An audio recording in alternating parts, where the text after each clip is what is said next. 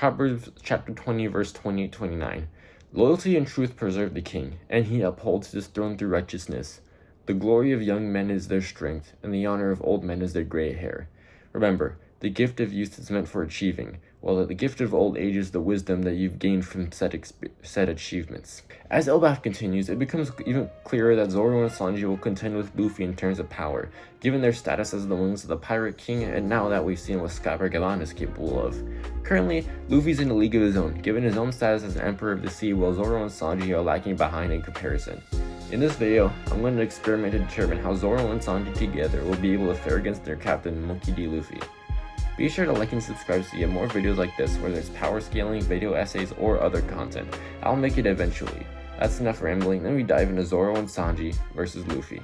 So, here are the rules. Each fighter is bloodlusted. All prior knowledge will be applied to each character. They'll have full access to all their current abilities, so Luffy will have all 3 types of advanced haki, same for Zoro. And Zoro will have King of Hell, Luffy has his Awakening, and Sanji will have Ifrit Janbe. And lastly, the battle will take place on Elbaf, given that's where the story currently is. Off the bat, let's cover Luffy's power scaling. He has stellar AP, being able to destroy the entire country of Dressrosa earlier on in the post-time skip in 4th gear, which his later forms would eclipse that level of power. Then in Wano, he was able to draw blood from Hybrid Kaido in base form after unlocking Advanced Conqueror's Haki, which even Kaido pointed out that it wasn't even properly refined yet. And then in the end of Onigashima, he was able to knock out Flaming Dragon Kaido with Bakugan Dead. Before acquiring Advanced Conquerors, he was even able to pummel Kaido with a Kong Gatling, which shocked Big Mom and even knocked down Kaido for a bit before he got back up. Then later in Egghead, he almost knocked out Kizaru from a White Star Gun. That's it for his attack power. Now let's go on to his speed. So the only speed feat I'll be using, since it's really the only speed feat that he needs, is if he was able to force Kaido to use Future Sight and dodge a Snake Man and Advanced Conqueror's combo, and he was even able to keep pace with Kizaru and even land hits on him. Now for his durability and endurance. For his endurance, he was able to go blow for blow with Katakuri for 12 hours straight, though to be fair, he got a small break by escaping from the Mochimon that Katakuri captured him, but that break was minuscule and he got back up fighting a couple minutes later. Then during Wano, he could relentlessly take multiple Advanced Conqueror's Haki attacks from Kaido, and even a point-blank blast of breath in 4th gear. Luffy also has insane hacks. He has all 3 types of Haki, which greatly enhance most of his stats.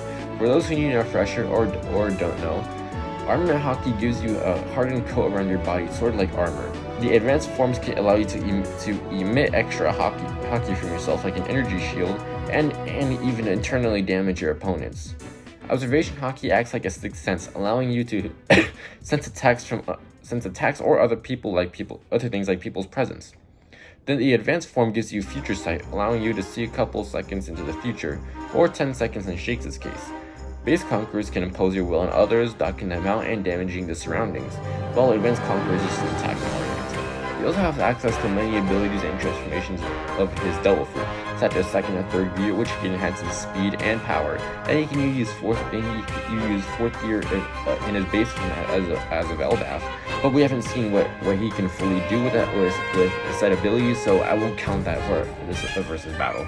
Bounce Man and Snake Man greatly increases attack power and speed from the 2nd and 3rd gear, and even allow him to demolish Dressrosa and force Kaido to use Future Sight as mentioned earlier. His Awakening is even more busted, allowing him to turn his surroundings into rubber and giving him light Toon Force, like how he manifested a baseball bat against the Gorosei and Egghead. Apparently, Luffy can do anything that he thinks of, like Toon Force I mentioned earlier, so he also has light reality manipulation. In summary, Luffy is an all-arounder with all 3 types of Haki, and even the advanced types, and is a super dangerous fighter. He also has extremely impressive battle IQ, which is surprising given his stupidity. He was able to figure out the 2nd and 3rd gear by seemingly just observing CP9 and learn Future Sight just by remembering what Rayleigh taught him during the time skip. Now that we've finished Luffy's power scaling, let's move over to Luffy's wings. Now we move into Zoro's power scaling, and he has stellar feats that could potentially put him near Luffy in terms of strength. Zoro's AP is really strong, like his multiple feats during Wano, such as scarring Hybrid Kaido with Base Conqueror's Haki, and even cut through Kaido's scales and his Haki. He also deflected Kaido's demolition gust effortlessly and even cut Onigashima's horn, which is massive when you compare it to other things like this is Kaido compared to Onigashima, and then just look at the horn, and then just look at what Zoro cut. Yeah, it's massive. And then after unlocking Advanced Conqueror's Haki, he was able to 3-shot King and even made him dodge a flame zone. Keep in mind, Lunarians canonically have the highest durability in the verse, so this is extremely impressive. Moving on to Zoro's speed, he was able to blitz Kuma during the pre-time skip, then during Wano, he was relative to Speed and Killer, who could also react to Kaido. Then in the rooftop, he reacted to Big Mom several times during the raid, who is relative to Kaido, and was even able to blitz Kaido's Blast Breath and cut said Blast Breath with Foxfire style. He's been able to react to Conquest of the Sea before any of the other supernovas, including Luffy, Law, and Killer, who all of them have impressive speed. He was then able to match Flames Off King and Hybrid Lucci later in Egghead, who are both really fast in their own rights. Now onto his durability and endurance feats. He can take all of Luffy's pain against Moria during the pre-time skip. Then during Wano, he basically fought non-stop during the raid, tanked Conquest of the Sea while gaining 20 or 30 broken bones, and even survived Kaido's Thunder Bagua while being unable to dodge. Zoro has decent haki, though they're not anything special compared to Luffy. He does have advanced armament and advanced conquerors, though he does have impressive haki feats, which I mentioned in the AP section earlier. Zoro has a great battle IQ, with him being able to figure out King's flame gimmick on the fly and even replicating Foxfire style by seemingly just observing it from Kinemon. Now let's go over Sanji's scaling. Sanji's scaling is quite underwhelming in terms of anything that isn't speed or durability. Moving to his AP, he was able to break Bluno and Jabra's Tech High in the pre-time skip before he gained Diable Jambe. And then later in Wano, he could send Queen flying off the rooftop, but that was after hitting with 9 named Ifrit Jambe attacks, so feat's a little bit overrated in my book. His previously mentioned speed is super impressive, with him being able to skywalk all the way from Central Dressrosa to Greenbit to intercept Doflamingo in a couple of minutes. And then in Whole Cake Island, he even outpaced Oven while nobody else could see him, basically turning into a Flash in One Piece. And then in Wano, he could infamously Perception Blitz Queen, and then in Egghead, he could Blitz Kizaru's Lightspeed Laser. Then for his durability, in the pre-time skip, he was able to tank Enel's attacks, which all out could destroy a continent like Skypiea. And he's had insane durability for a while.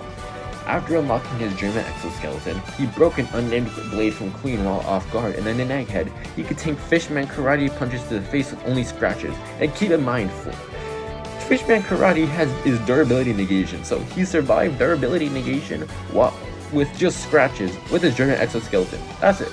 It is extremely tough.